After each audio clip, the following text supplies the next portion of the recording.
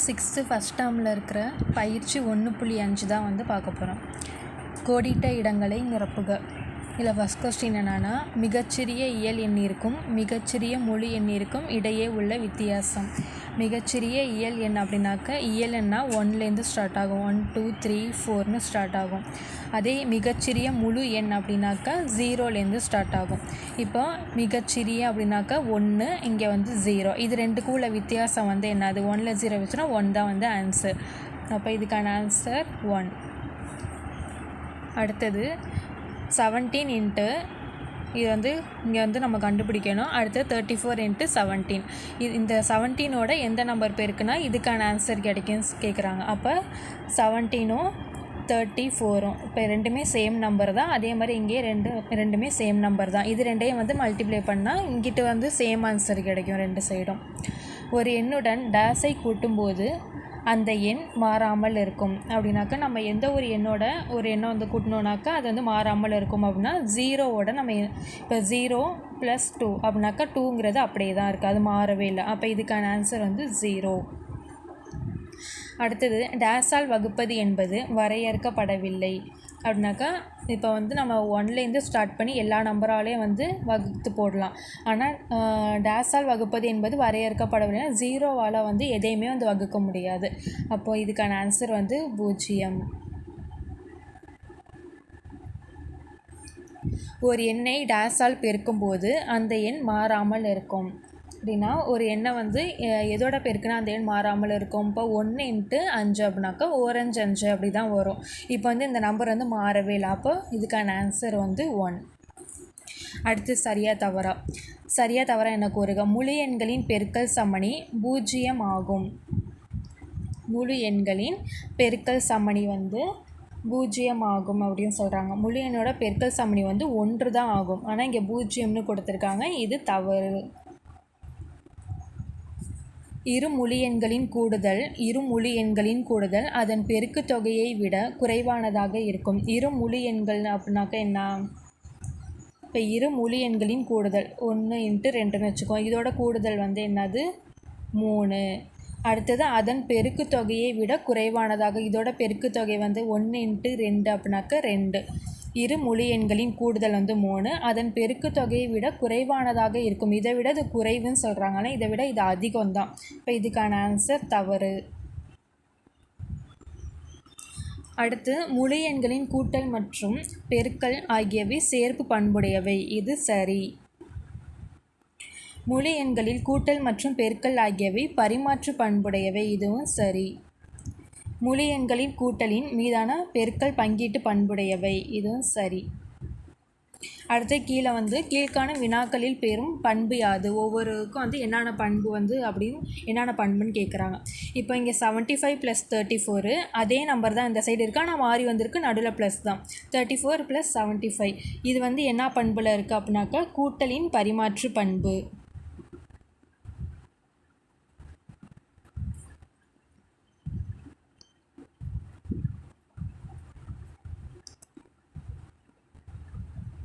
கூட்டலின் பரிமாற்று பண்பு.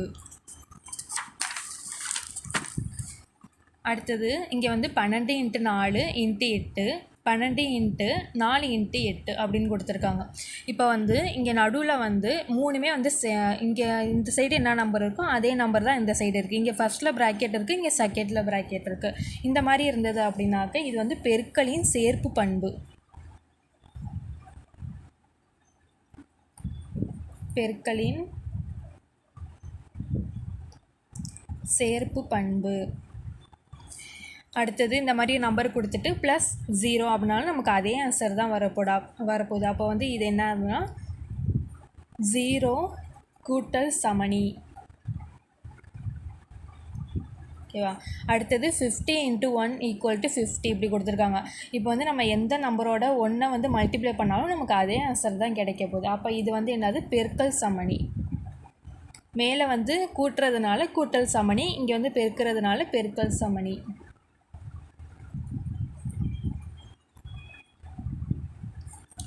அடுத்தது 50 × 42 = 50 × 40 + 50 × 2 இந்த மாதிரி வந்ததுனாக்க இது வந்து பெருக்கலின் பங்கீட்டு பண்பு. பெருக்கலின் பங்கீடு. இப்போ வந்து இதெல்லாம் வந்து நம்ம போடணும். முழு எண்களின் பண்புகளை பயன்படுத்தி சுருக்குக. அப்போ ஃபஸ்ட் கொஸ்டின் வந்து 50 × 102ன்னு கொடுத்துருக்காங்க. இதை வந்து இப்போ நம்ம எப்படி பிரிச்சுக்கலாம் அப்படின்னாக்க 50 × இந்த 102 மட்டும் 50 × 102 மட்டும் 100 + 2ன்னு பிரிச்சுக்கலாமா?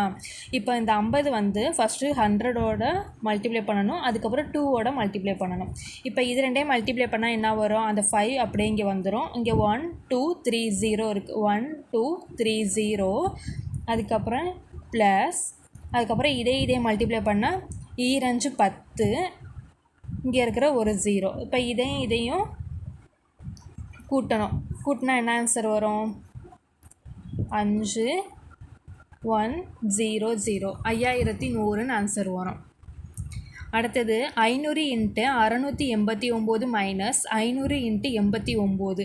இதை வந்து நம்ம எப்படி பிரித்து எழுதிக்கலாம்? 500 × ரெண்டுலேயுமே வந்து 500 இருக்குது. அதனால் 2 500க்கு ஒரு 500 காமனாக நம்ம வெளியே எடுத்துடுறோம். பேலன்ஸ் உள்ள என்னென்ன இருக்கும்?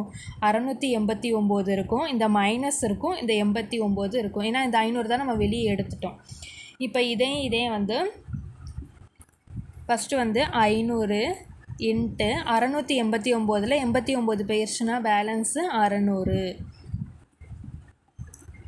இப்போ வந்து 6 5 30 அதுக்கப்புறம் எத்தனை 0? 1 2 3 4 0 இருக்குது. 1 2 3 4 0 இருக்குது. அடுத்தது 4 × 132 × 25 இது மாதிரி கொடுத்துருக்காங்க. ஃபஸ்ட் வந்து 25 4ஐயும் வந்து பெருக்கிக்கலாம். பெருக்குன்னா என்ன வரும்? 100ன்னு வரும். இன்ட்டு இங்கே இருக்கிற 132. இப்போ இது ரெண்டையும் பெருக்கலாமா? 132 வந்து அப்படியே இங்கே போட்டுருணும். இந்த 2 0 அப்படியே இங்கே வந்துடும். இப்போ என்ன ஆன்சரு? 13200.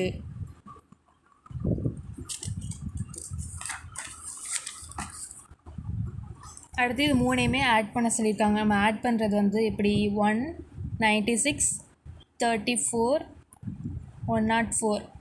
6 + 4 வந்து 10 10 + 4 வந்து 14 பேலன்ஸ் 1. 9 + 1 வந்து 10 13 பேலன்ஸ் 1 2 3.